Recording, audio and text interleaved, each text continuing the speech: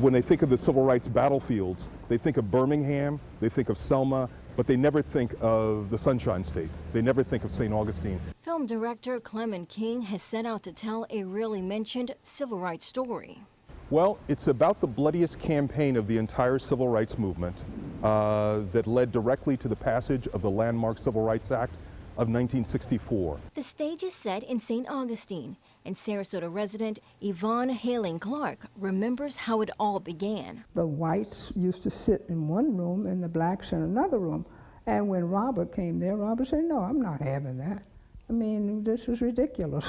So he had an integrated waiting room. Haling-Clark is talking about her brother, Dr. Robert Haling.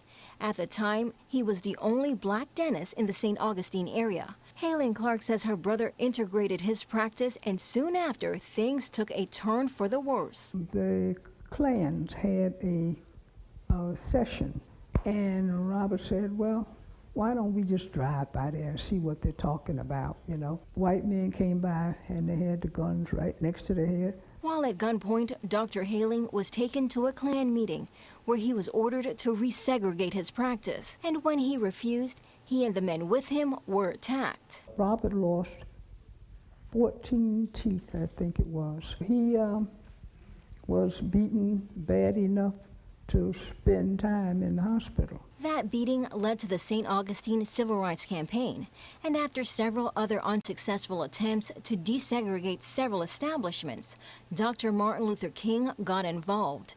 Dr. King and Dr. Haling agreed to wage a protest. They had blacks and whites swim in the same hotel pool where the national news media had set up shop. Our whole foreign policy and everything else go to hell over this. Yesterday in the swimming pool in St. Augustine, they jumped in and police jumped in, their clothes on, they started pouring acid in the pool. The group of protesters were severely injured by the acid, and many of them were also beaten. The story went around the world, and it became, within 24 hours, the Senate actually passed the Civil Rights Act.